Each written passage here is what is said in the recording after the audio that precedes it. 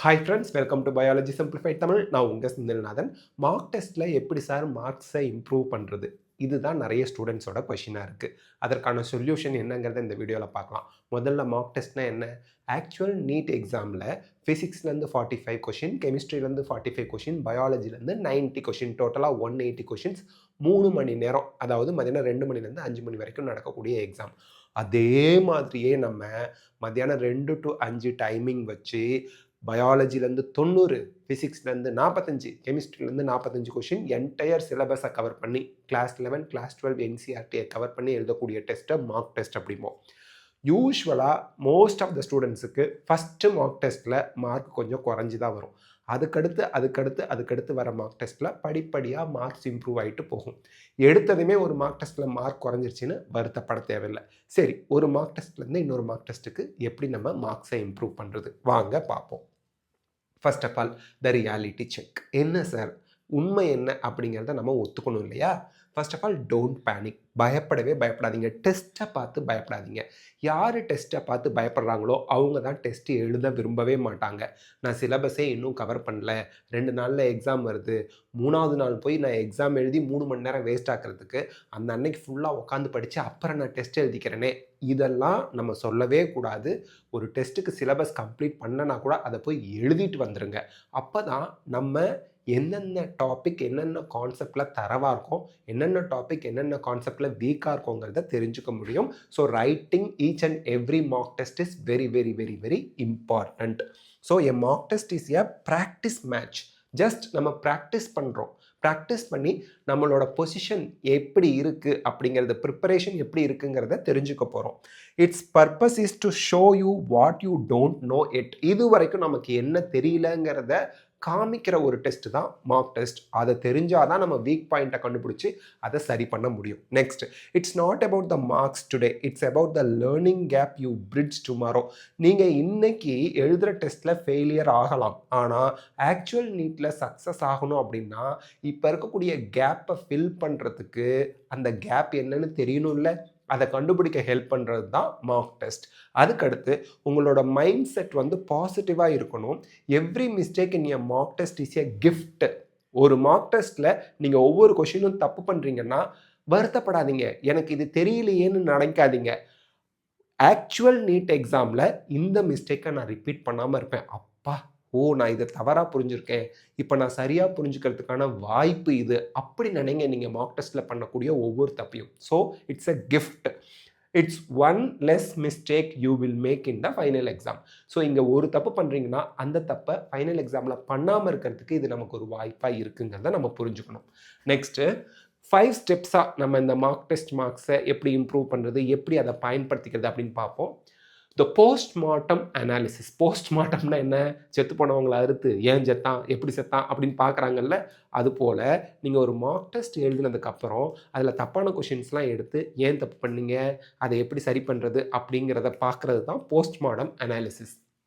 Don't just check the score, check the why. நீங்கள் just mark test எழுதியாச்சு. நிறைய student சொல்கிறாங்க, சார் எனக்கு 450, எனக்கு 550, எனக்கு 600, நான் எப்படி 720க்கு 700 கிட்ட நான் வாங்குறது, 650க்கு மேலே என் ஸ்கோரை எப்படி இம்ப்ரூவ் பண்ணுறது, இப்படி ஜஸ்ட் பேசிட்டு போயிடக்கூடாது.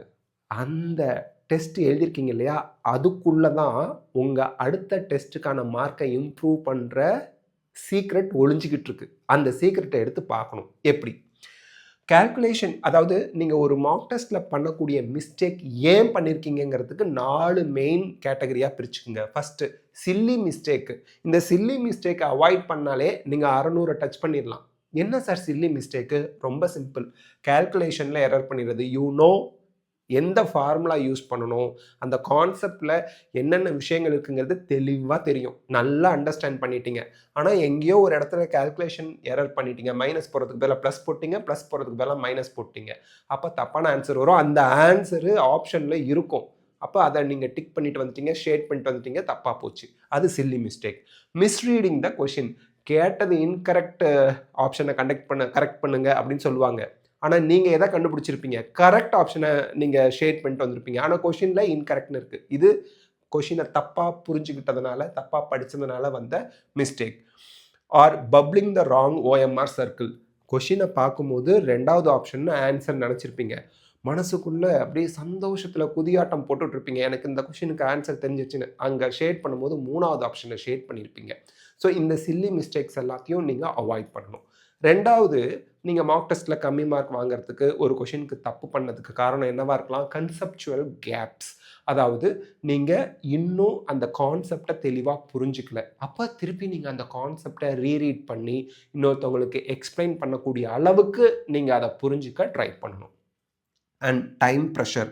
அதாவது you knew the answer but ran out of time. உங்களுக்கு ஆன்சர் தெரியுங்க, ஆனால் டைம் இல்லை.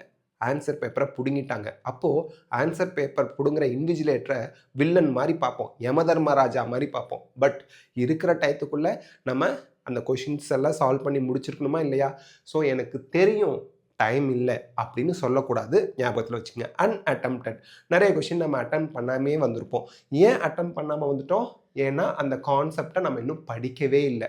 ஸோ இந்த 4 கேட்டகரியாக நீங்கள் பிரித்து அதற்கான ஆக்ஷனை எடுக்கணும். So create a mistake notebook and categorize every wrong answer. So mistake note புக்கை க்ரியேட் பண்ணி ஒவ்வொரு ராங் ஆன்சரும் ஏன், எதனால் தப்பு பண்ணீங்கிறத நோட் பண்ணி அதற்கான சொல்யூஷனை நம்ம பார்க்கணும். ஸோ இந்த ஆக்ஷன் பிளான், இந்த மிஸ்டேக் நோட் புக் எப்படி எடுக்கிறது கடைசி ஸ்லைடில் நான் உங்களுக்கு காட்டுறேன்.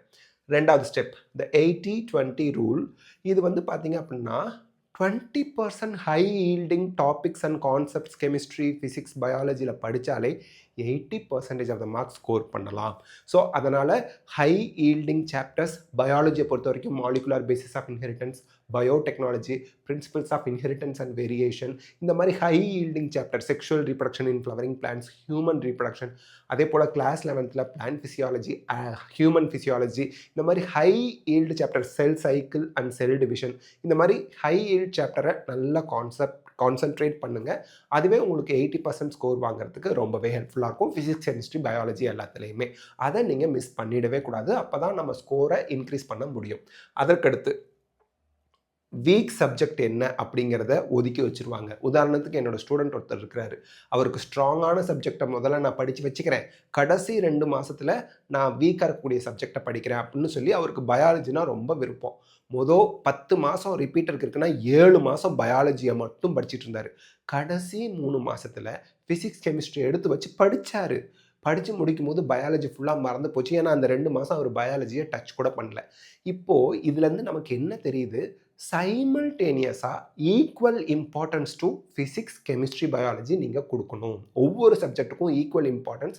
எவ்ரிடே நீங்கள் வந்து physics, chemistry, biology at least alternate டேஸில் ஒவ்வொரு சப்ஜெக்ட் கூடயும் டச்சிலேயே இருந்தால் மட்டும்தான் நீங்கள் ப்ராப்பராக ரிவிஷன் பண்ணிட்டு போய் ப்ராப்பராக எக்ஸாமில் எழுதி நல்ல ஸ்கோர் வாங்க முடியும். மறந்துடாதீங்க, ஸ்ட்ராங்கான சப்ஜெக்டை மட்டும் படிச்சுக்கிட்டு வீக் சப்ஜெக்ட், பிடிக்காத சப்ஜெக்டை அவாய்ட் பண்ணிட்டு வந்தீங்கன்னா பாதிக்கப்பட போகிறது நீங்கள் தான்.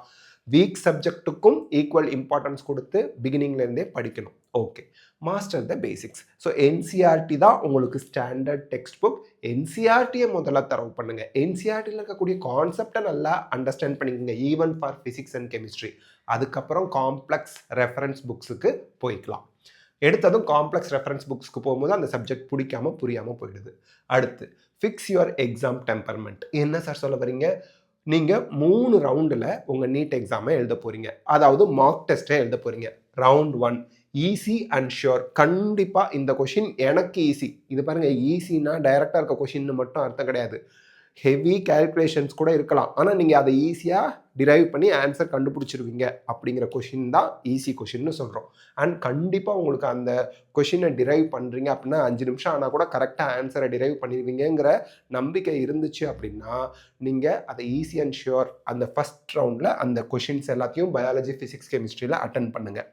செகண்ட் ரவுண்ட் மாட்ரேட் கொஷின்ஸை அட்டன் பண்ணுங்கள். இந்த கொஷின் வந்து எனக்கு வந்து கொஞ்சம் டிஃபிகல்ட்டாக இருக்க மாதிரி இருக்குன்னு. தேர்ட் ரவுண்டில் ரொம்ப டிஃபிகல்ட்டாக இருக்கக்கூடிய கொஷின்ஸ்க்குன்னு டைமை ஒதுக்கி அட்டன் பண்ணுங்கள். இந்த மாதிரி 3 ரவுண்டாக நீங்கள் ஒரு மார்க் டெஸ்ட்டை அட்டன் பண்ணும்போது மேக்ஸிமம் கரெக்ட் ஆன்சர் கொடுக்கறதுக்கு ஹெல்ப்ஃபுல்லாக இருக்கும்.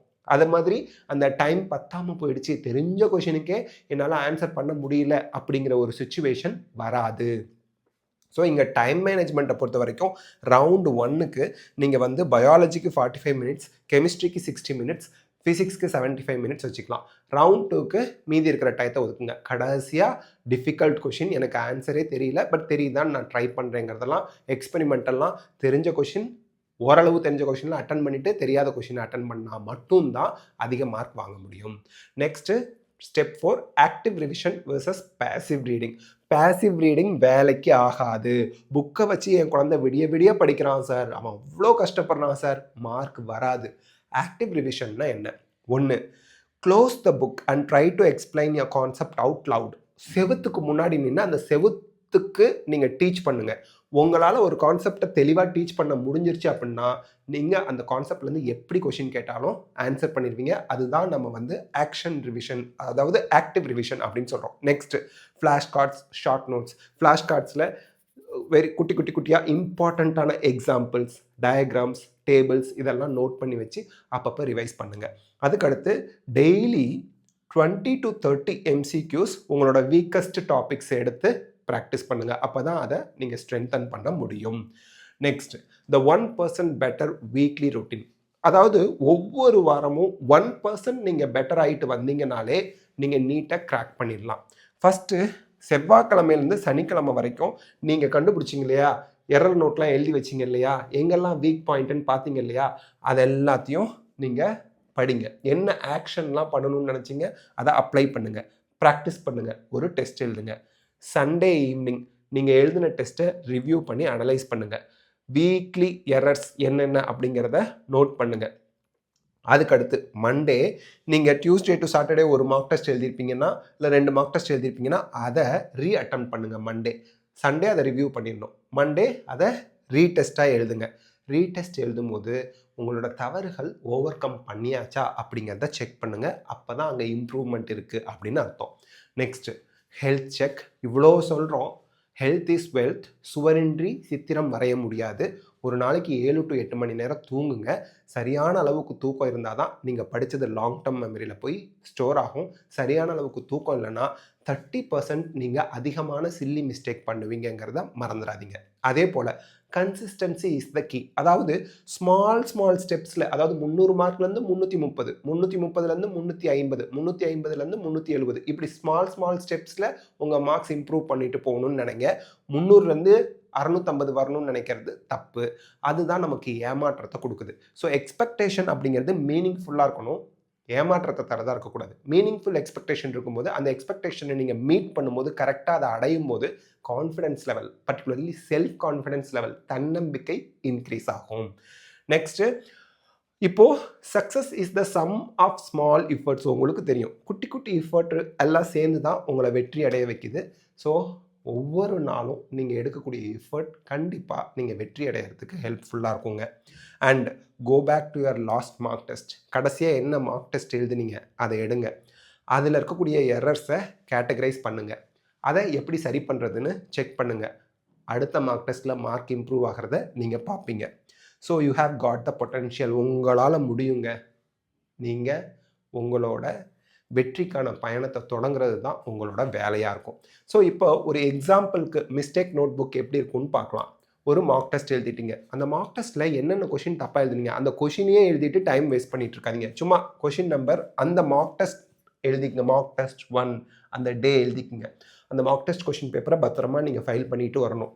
அந்த மார்க் டெஸ்ட் கொஷின் பேப்பரில் மேலே நம்பர் எழுதிக்கிறீங்க, மார்க் டெஸ்ட் 1 2 3 5வது கொஷின் என்ன சப்ஜெக்ட்னு எழுதுங்க. என்ன மாதிரி மிஸ்டேக் பண்ணீங்க? சில்லி மிஸ்டேக்கா, கன்செப்சுவல் கேப்பா, டைம் பத்தாமல் போயிடுச்சா, அந்த மாதிரி என்ன ரீசன் அப்படிங்கிறத எழுதுங்க. ஸோ கேல்குலேஷன் எரர் பண்ணிட்டேன், அதனால் சில்லி மிஸ்டேக்கில் எனக்கு மார்க் போயிடுச்சு. அப்போது கேல்குலேஷன் எரர் வந்துச்சுன்னா அது சம்மந்தமான அந்த கான்செப்ட்லேருந்து 10 பேசிக் சம்ஸ், ஈஸியான மாட்ரேட்டான சம்ஸ் எடுத்து டெய்லி ப்ராக்டிஸ் பண்ணிங்கன்னா அந்த கேல்குலேஷன் எரரை ஓவர் கம் பண்ண முடியும். அடுத்து கொஷின் நம்பர் 12 பயாலஜிலேருந்து வந்திருக்கு. கன்செப்சுவல் எரர் பண்ணிட்டேன், அந்த தியரி பேஸ்டு நாலேஜ் அந்த மறந்து போச்சு எனக்கு. ஸோ அதை நீங்கள் சரி பண்ணணுன்னா நீங்கள் அதை திருப்பி படிக்கணும், இன்னொருத்தவங்கக்கிட்ட அதை எக்ஸ்பிளைன் பண்ணி பார்க்கணும். அது எந்த பேஜில் புக்கில் இருக்குது பயாலஜியில் அப்படிங்கிறத நோட் பண்ணி வைக்கணும். ஏன்னா அதுதான் நமக்கு மறந்து போகுது. அது மறக்காமல் இருக்கிற மாதிரி ஸ்டிக்கி நோட்ஸ் எழுதி உங்கள் கண்ணு முன்னாடி ஒட்டி வச்சுக்கணும். அடுத்து கொஷின் நம்பர் 28 கெமிஸ்ட்ரி. டைம் இல்லாததுனால எனக்கு ஆன்சர் தெரிஞ்சும் நான் பண்ணாமல் வந்துட்டேன். அப்போது லாங் சம்ஸை ரவுண்ட் 1ல் ஸ்கிப் பண்ணிவிட்டு ரவுண்ட் 2ல் அதை இல்லை ரவுண்ட் 3க்கு அதை கொண்டு போயிட்டு தெரிஞ்ச கொஷினை ஃபஸ்ட் ரவுண்ட்லேயே அட்டன் பண்ணுறதுக்கு ட்ரை பண்ணணும். அப்போ தான் மார்க்ஸ் இம்ப்ரூவ் பண்ண முடியும். ஸோ அடுத்து கெஸ் ஒர்க்னால நெகட்டிவ் மார்க் வந்துச்சு. கெஸ் ஒர்க் பண்ணவே பண்ணாதீங்க. நெகட்டிவ் மார்க்கை குறைச்சிங்கனாலே ஒரு மார்க் டெஸ்ட்லேருந்து இன்னொரு மார்க் டெஸ்ட்டுக்கு மார்க் ஆட்டோமேட்டிக்காக இம்ப்ரூவ் ஆகிட்டு இருக்கும். ஸோ இந்த மாதிரி ஒரு எக்ஸாம்பிள்ஸ்க்கு எரர் நோட் எப்படி இருக்கணும் அப்படிங்கிறத நம்ம கொடுத்துருக்கோம். So a mark test does not define your intelligence. உங்களோட இன்டெலிஜென்ஸோட அளவை பார்க்கறதுக்கு, உங்களுக்கு எவ்வளவு அறிவு இருக்குன்னு செக் பண்ணுறதுக்காக மார்க் டெஸ்ட் வைக்கல. நம்மளோட வீக் பாயிண்ட்ஸை கண்டுபிடிச்சி அதை சரி பண்ணி நம்மளோட அடுத்த மார்க் டெஸ்ட் மார்க்கை இம்ப்ரூவ் பண்ணி ஆக்சுவல் நீட்டில் இப்போ பண்ணக்கூடிய தவறுகளை பண்ணாமல் இருக்க தான் மார்க் டெஸ்ட் எழுதுகிறோம். அதே போல் மார்க் டெஸ்ட்டில் பண்ணக்கூடிய ஒவ்வொரு தவறுகளுக்கும் எப்போவும் நீங்கள் கிராட்டிடியூட் இஸ் இம்பார்ட்டண்ட்டு.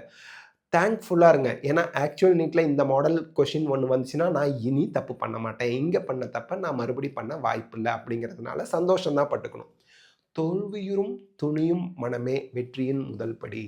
தோல்வியே வெற்றியின் முதல் படின்னு சொல்கிறோம் இல்லைங்க. இங்கே ஃபெயிலியர் ஆகிறது ஃபைனல் கிடையாது. ஆக்சுவல் எக்ஸாமில் நீங்கள் கண்டிப்பாக நல்ல ஸ்கோர் வாங்குவீங்க. So all the best of luck, God bless you. இந்த ப்ரெசன்டேஷனை நான் அப்படியே உங்களுக்கு நம்ம டெலகிராம் சேனலில் ஷேர் பண்ணுறேன். உங்களுக்கு இந்த பாயிண்ட்ஸ் இம்பார்ட்டண்ட்டாக நம்ம என்ன சொல்லியிருக்கோங்கிறத அதை பார்த்து தெரிஞ்சுக்குங்க. All the best of luck, God bless you. Thank you, take care, see you all.